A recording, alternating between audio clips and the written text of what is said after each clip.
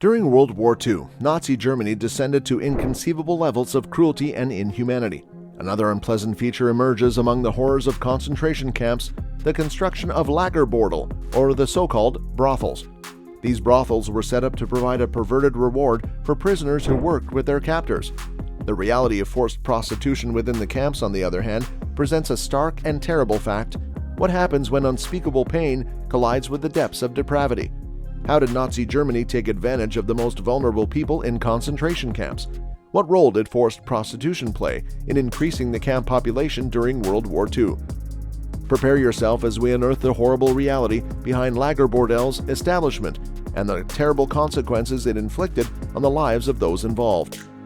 The earliest known camp brothel was established in Mauthausen, Gusen in 1942. By the summer of 1944, several others had been set up in Auschwitz, Buchenwald, Neuengamme, Dachau, Dora Mittelbau, and Schausenhausen. These brothels were typically constructed as fenced barracks, with small individual rooms accommodating up to 20 female prisoners. A female overseer, known as an Aufseherin, maintained control over the operations. The women involved in forced prostitution endured immense physical and emotional strain, constantly being replaced due to exhaustion and illness. Tragically, many of them were ultimately sent to their deaths. The camp brothels operated exclusively in the evenings, with no Jewish male prisoners allowed as patrons.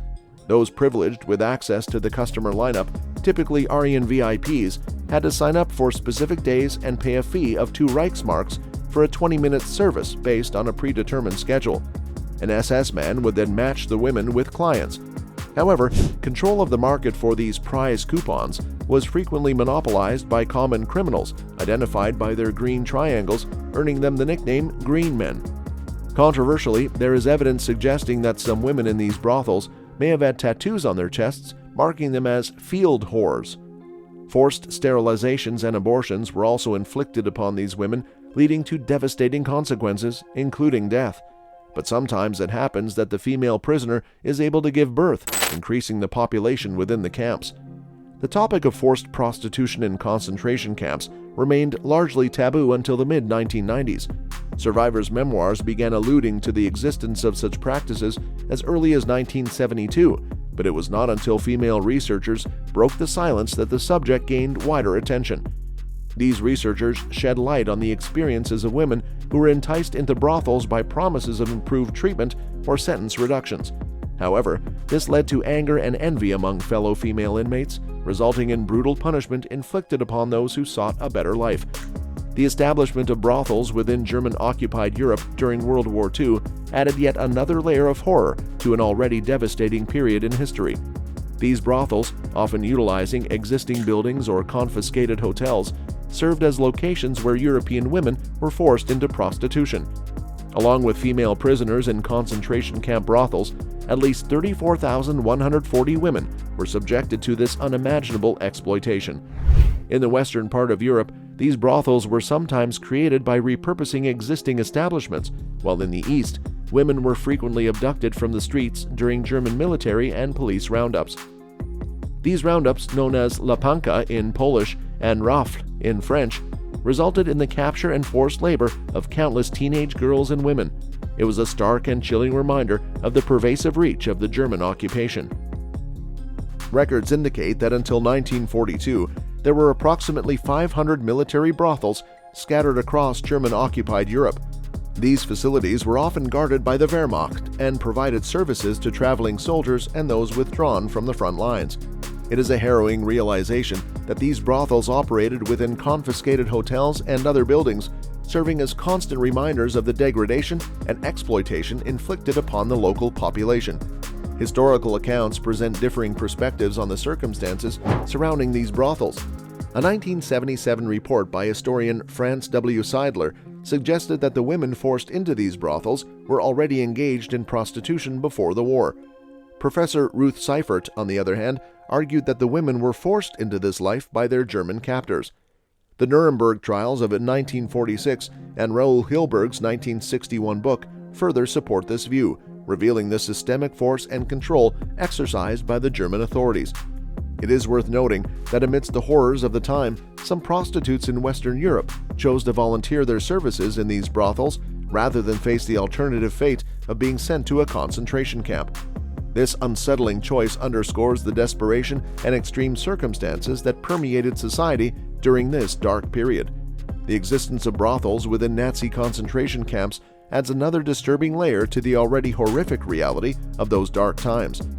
Young women, mostly in their early 20s, were forced into prostitution in exchange for slightly better treatment and more food than other female inmates.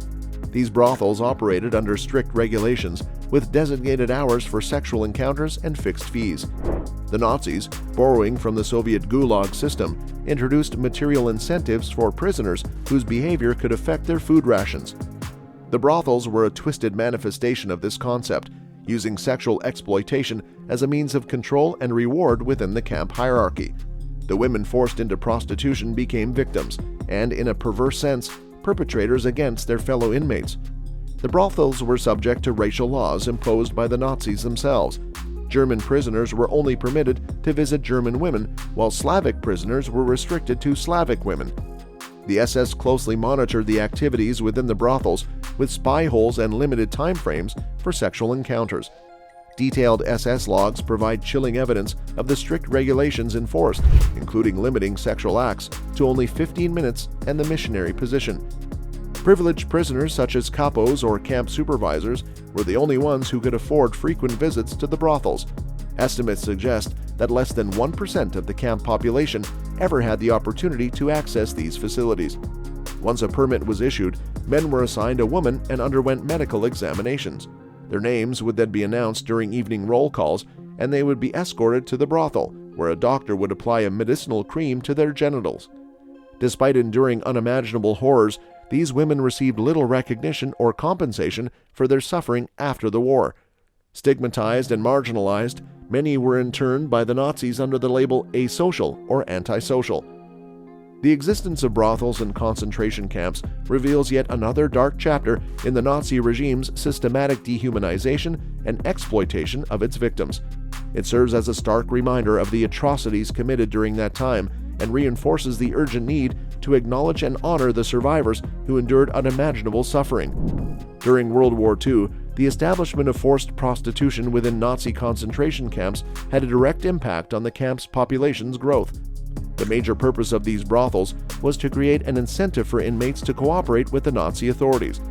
By enticing prisoners with the potential of sexual relations, the Nazis hoped to push them to work for their survival and, as a result, contribute to the overall operation of the camps. It is crucial to highlight, however, that the scope of this expansion was rather modest. The bulk of the regular detainees were not viable customers for the brothels, since they were often malnourished, destitute, and physically disabled. Women forced into prostitution were routinely changed due to tiredness and illness, and they were frequently transported to their deaths later on. This high turnover rate implies that the number of women engaging in forced prostitution did not contribute significantly to a considerable increase in the total camp population. Furthermore, access to the camp brothels was restricted to privileged prisoners, limiting the possible impact on population increase. Only a small percentage of the camp population, less than 1%, had the money and privilege to frequent these brothels. The bulk of prisoners, particularly those deemed undesirable by the Nazi authority, such as Jewish male prisoners, were tightly forbidden from visiting these facilities. While the presence of brothels within the camps surely added to the overall complexity and misery of the camp system, it is critical to recognize that their role in directly increasing the camp population was limited. Rather than dramatically increasing the number of inmates, the major goal of these brothels was to influence some prisoners into collaborating. The forced prostitution within the camps is still a disturbing feature of Nazi Germany's systematic dehumanization and exploitation of people.